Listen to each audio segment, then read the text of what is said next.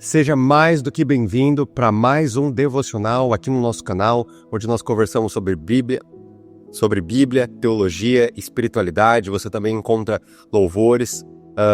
Já te convido e te encorajo a você se inscrever no canal, deixar o seu gostei, deixar a sua curtida, para que o YouTube entenda que este conteúdo ele é importante, e também encorajo você a consumir os demais conteúdos do canal. Aqui você encontra devocionais semanais, podcasts quinzenais e também todas as semanas, todas as sextas-feiras, um novo vídeo de adoração para que você possa usar aí nos seus momentos devocionais, 30 minutos aí, um quadro do nosso canal, 30 minutos de adoração. Eu também quero te desejar um feliz Natal, boas festas, mas que a gente sempre se lembre do verdadeiro sentido do Natal, o motivo pela qual nós celebramos o Natal.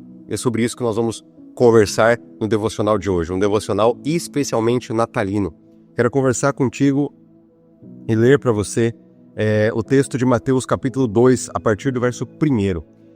Mateus capítulo 1 e o capítulo 2, especificamente, são os capítulos que tratam ali do nascimento de Jesus e também da sua infância, porque no capítulo 3 já começa a ser descrito a história de João Batista, o ministério de João Batista. Em seguida, no capítulo 4, nós observamos a tentação de Jesus no deserto, a preparação para que ele então desenvolva e expanda e inicie o seu ministério público. Já no capítulo 5, ele já começa o ministério de Jesus, logo com o Sermão do Monte, um dos sermões mais famosos do seu ministério, famoso inclusive fora do contexto cristão. Então o capítulo 1 e capítulo 2 são reservados ali para tanto o nascimento quanto a infância. Nós não temos muitos detalhes bíblicos sobre a infância de Jesus, mas nós temos detalhes muito precisos e muito preciosos sobre o momento do seu nascimento e tudo que repercutiu. Todos os desdobramentos, tudo que tange. Hoje a gente vai conversar especificamente ali do momento dos magos. A gente tem muito a aprender ali com a visita dos magos. E diz assim, a partir do verso 1. Depois que Jesus nasceu em Belém da Judéia, nos dias do rei Herodes, magos vindos do Oriente chegaram em Jerusalém e perguntaram: aonde está o recém-nascido rei dos judeus? Vimos a sua estrela no Oriente e viemos adorá-lo. Isso aqui nos ensina muito.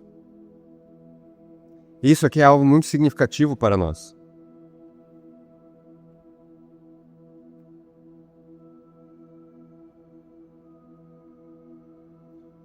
O verso 3 diz assim: quando o rei Herodes ouviu isso, ficou perturbado, e com ele toda a Jerusalém. Tendo reunido os chefes dos sacerdotes do povo e os mestres da lei, perguntou-lhes onde deveria nascer o Cristo. E eles responderam: em Belém da Judéia, pois assim escreveu o profeta. Mas tu, Belém, da terra de Judá, de forma alguma és a menor entre as cidades de Judá, pois de ti virá o líder que, como pastor, conduzirá Israel, o meu povo.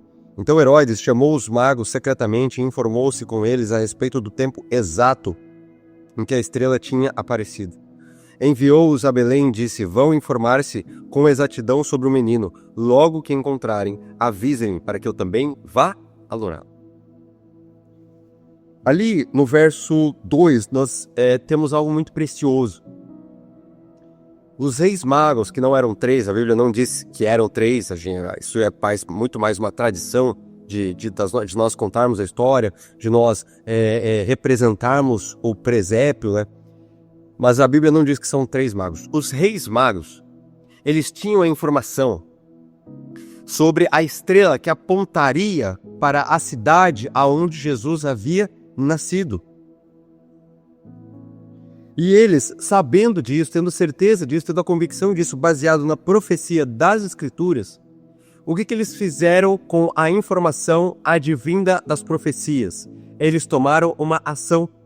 Onde que isso se prova? Somente na sua busca, somente na sua pergunta? Não, isso se prova também na finalidade. Porque eles chegaram no Herodes e falaram, olha, e não perguntaram, olha, por acaso, será que nasceu? Não, eles tinham a certeza que o Messias havia nascido. Tanto que eles chegam perguntando aonde está o Messias. E não só chegam perguntando aonde está o Messias, eles expressam qual era a finalidade deles saberem aonde estava o Messias recém-nascido. Mostra-nos aonde está o Messias, porque nós iremos adorá-lo.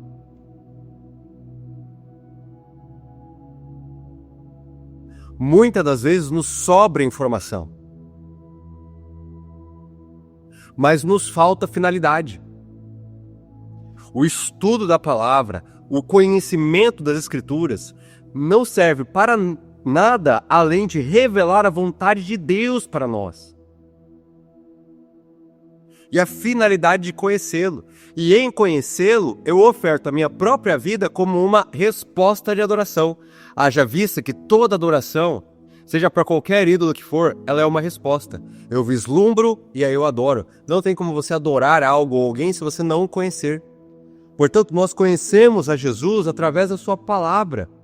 Só que eu temo dizer que nós, como igreja, utilizamos as Escrituras somente como fonte de conhecimento, ou somente como fonte de debates. Então, várias linhas teológicas são criadas. Você observa na internet os adeptos de cada uma dessas linhas debatendo, reforçando ali, defendendo a sua própria doutrina. É claro que defender a própria fé, você saber dar razão daquilo que você acredita, é bíblico. Isso está escrito na carta de Pedro. Mas eu temo dizer que nós confundimos saber dar razão da nossa fé com tentar convencer ao outro da minha interpretação bíblica, e aquilo que deveria servir como a fonte primária de revelação da vontade, de revelação do caráter, de revelação de quem Deus é, tem sido usada somente como mais uma fonte de conhecimento para nós. E o conhecimento que aqueles magos obtiveram lhes gerou uma resposta. Olha, a gente quer saber onde está o Messias, sabe por quê? Porque a gente quer adorá-lo. Messias esse, que não era um rei com pompa, era um recém-nascido. Você consegue observar a cena? Deles adorando, deles se curvando, deles presenteando um recém-nascido. Esse ano eu tive alguns privilégios dados pelo Senhor, que foi acompanhar tanto a gestação dos meus sobrinhos, 2 sobrinhos, o Vicente e a Catarina, tanto a gestação quanto o nascimento. E você observa o quanto que eles são dependentes.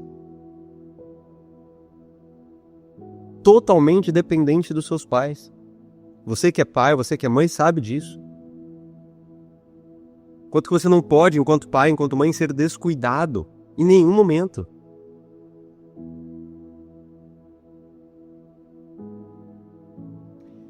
Eles estavam indo adorar o recém-nascido que dependia de Maria para tudo, que dependia de José para tudo.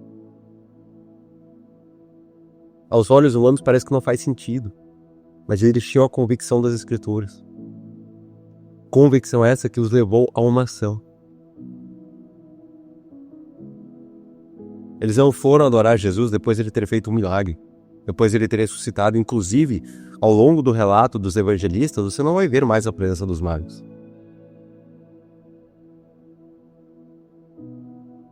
Quando o ministério de Jesus realmente começou a ganhar fama, começou a atrair discípulos, você não observa mais a figura. Eles estavam lá antes de tudo começar. Isso nos ensina muito. A Bíblia, nós devemos ir para as Escrituras como uma página em branco, prontos a aprender. Você que é líder, você que é pastor, pastora, está acostumado a usar isso aqui somente como fonte para o seu próximo sermão. Quando você menos percebe, você está envolvido em todas as atividades da igreja, vazio. Você não tem mais prazer nas Escrituras. Você só lê o suficiente para preparar o próximo sermão. Eu sei do que eu estou falando porque eu também caio nesse erro recorrentemente. Me utilizar das Escrituras somente como fonte para o próximo vídeo, somente como fonte para o próximo sermão. É necessário que a gente se arrependa. É necessário que a gente examine as Escrituras para que nós sejamos transformados. Isso aqui é uma espada de dois gumes que atravessa o nosso coração e nos transforma por inteiro. É a palavra de Deus. Verso 3. Quando o rei Herodes ouviu isso, ficou perturbado, e com ele toda Jerusalém. Tendo reunido todos os chefes dos sacerdotes, do povo e dos mestres da lei, perguntou-lhes aonde deveria nascer o Cristo. Eles responderam: em Belém, da Judéia. Em seguida, eles até citam os Salmos. Deixa eu só ver qual que é. Os Salmos é uma profecia de Miqueias, capítulo 5, verso 2. Eles sabiam e não reconheceram. Uma coisa é saber, outra coisa é reconhecer.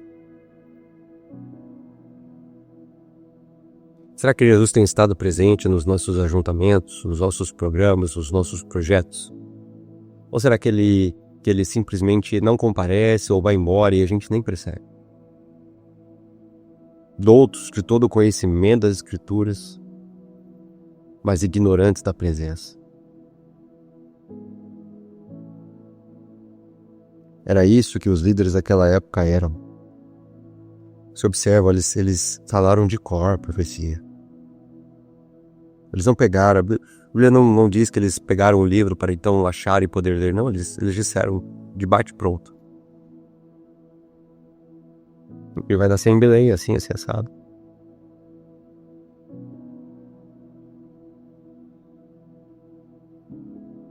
Isso é triste. Isso aponta para o estado atual da igreja, que muito se assemelha com o estado espiritual da igreja de Laodiceia. Sou rica e abastada, de nada tenho falta. E Jesus vira para ela e fala assim: você está errado, porque o que você na verdade é, você é cega, você é pobre, você é nua, você está nua.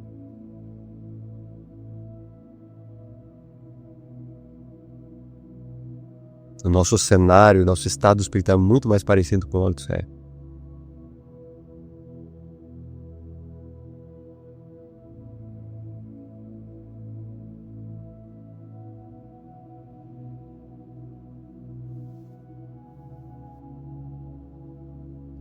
Então Herodes chamou os magos secretamente e informou-se com eles a respeito do tempo exato que a estrela havia aparecido.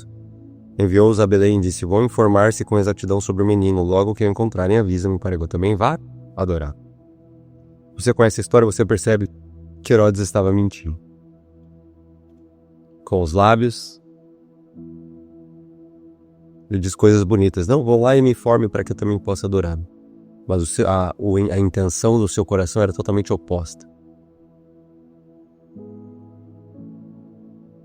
Muitos de nós dizemos coisas boas com a intenção impura no nosso coração.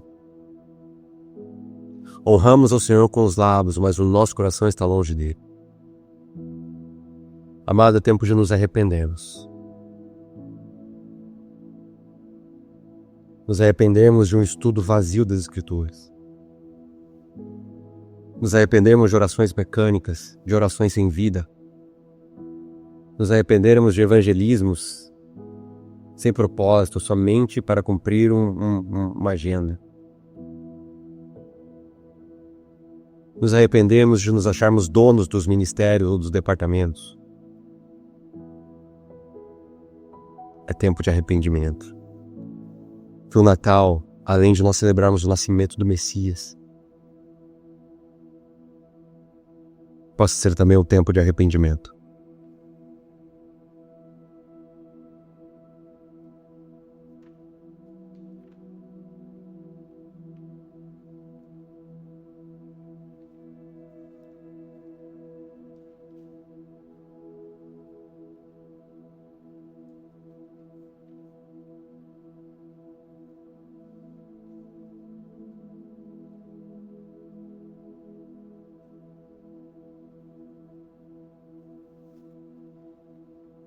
Existe um outro personagem na história chamado Simeão. E a história dele está lá em Lucas, capítulo 2, que diz assim. Capítulo 2, a partir do verso 25, que diz assim. Havia em Jerusalém um homem chamado Simeão, que era justo e piedoso, e que esperava a consolação de Israel. E o Espírito Santo estava sobre ele. Fora-lhe revelado que pelo Espírito Santo que ele não morreria antes de ver Cristo do Senhor. Movido pelo Espírito,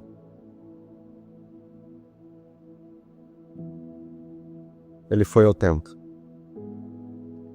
Quando os pais trouxeram o menino Jesus para lhe fazerem o que requeria o costume da lei, Simeão tomou nos braços e louvou a Deus, dizendo: ó soberano, como prometestes, agora podes despedir em paz o teu servo.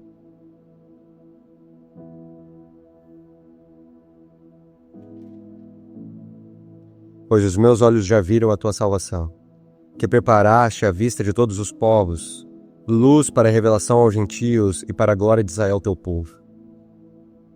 O pai e a mãe do menino estavam admirados com o que fora dito a respeito dele. E Simeão os abraçou e disse a Maria, mãe de Jesus: este menino está destinado a causar a queda e o soerguimento de muito em Israel, e ser sinal de contradição, de modo que o pensamento de muitos corações será revelado. Quanto a você, uma espada atravessará sua alma.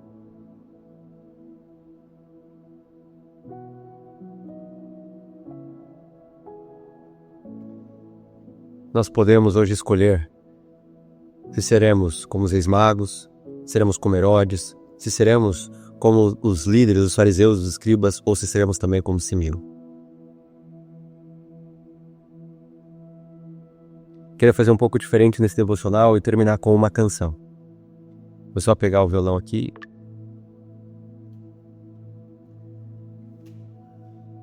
Simeão já era bem idoso e uma promessa havia sido feita.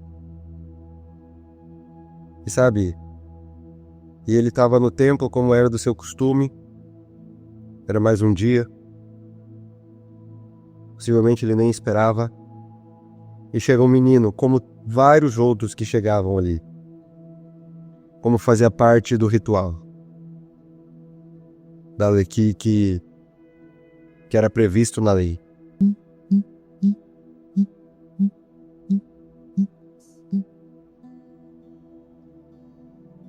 E ele, sem hesitar, a Bíblia diz 3 vezes, repete 3 vezes ali a ação do Espírito Santo. Simeão, o Espírito Santo estava com ele, e pelo Espírito Santo ele percebeu que aquele não era só mais um menino. Um homem que tinha intimidade. Um homem que conhecia o caminho, que ouvia a voz. Que possamos ser como Simeão. E não só isso, não só reconheceu, como após conhecer, após ver, ele falou: Senhor, agora o Senhor pode tirar a minha vida. Os meus olhos viram a salvação. Que neste Natal, acima de tudo, possa ser sobre o Senhor. É muito legal ganhar presente, é muito legal estar com a família, mas que possamos nos lembrar do Messias que nasceu, do Filho que nos foi dado, trazendo salvação a todos nós, que prometeu que voltaria.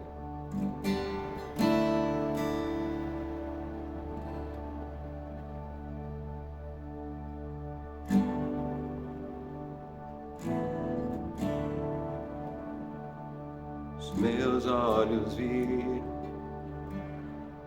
a salvação.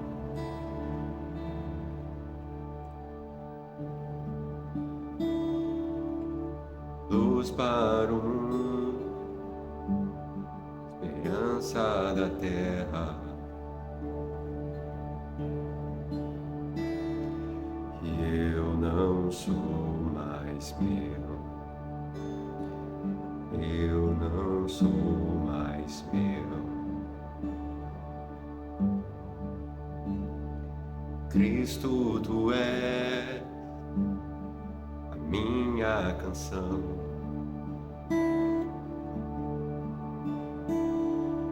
Luz para o mundo, vinho novo e o pão.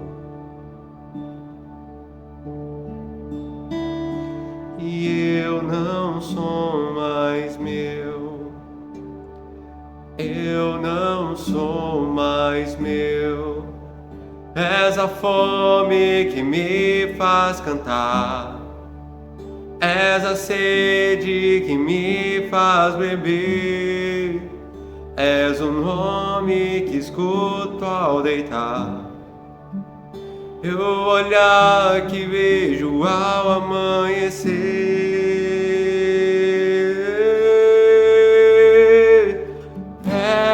Essa é minha promessa,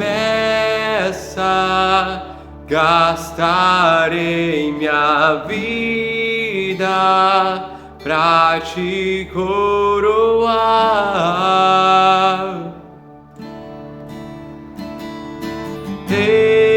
Esse é o meu anseio, meu amor por ti não será segredo. Os meus olhos viram a salvação,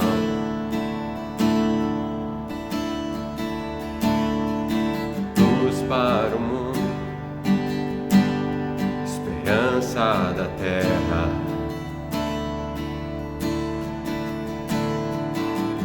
Eu não sou mais meu, e eu não sou mais meu.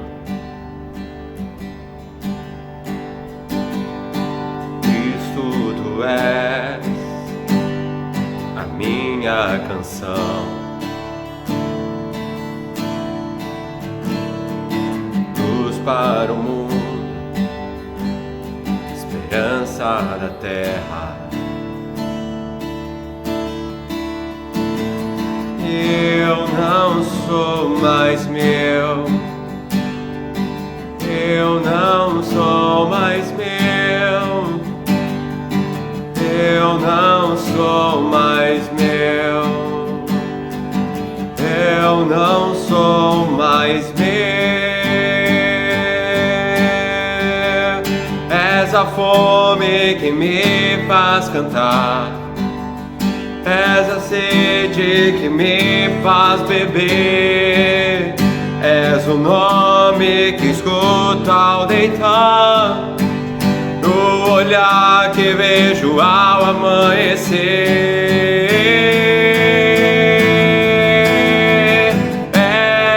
Essa é minha promessa, gastarei minha vida pra te coroar. Esse é o meu anseio, esse é o meu anseio, meu amor por ti não será segredo. És a fome que me faz cantar, és a sede que me faz beber, és o nome que escuto ao deitar, e o olhar que vejo ao amanhecer.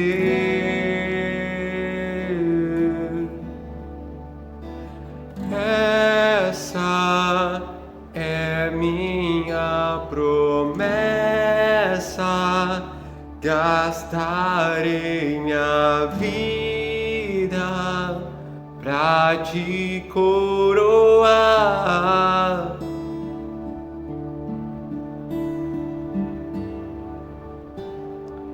É o meu anseio, o meu amor por ti não será um segredo.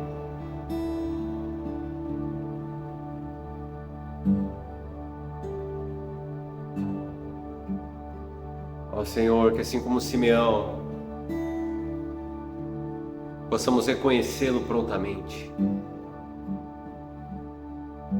que o vislumbre da tua face Façam com que todas as outras coisas da vida percam sentido de tal modo que possamos dizer: Senhor, estamos seguros em Ti.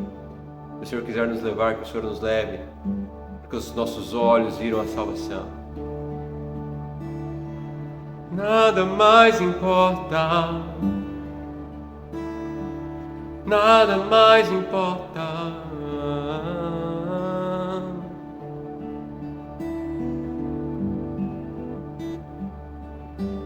Feliz Natal para você, boas festas, fique na graça do Senhor Jesus. E a gente se vê no nosso próximo conteúdo.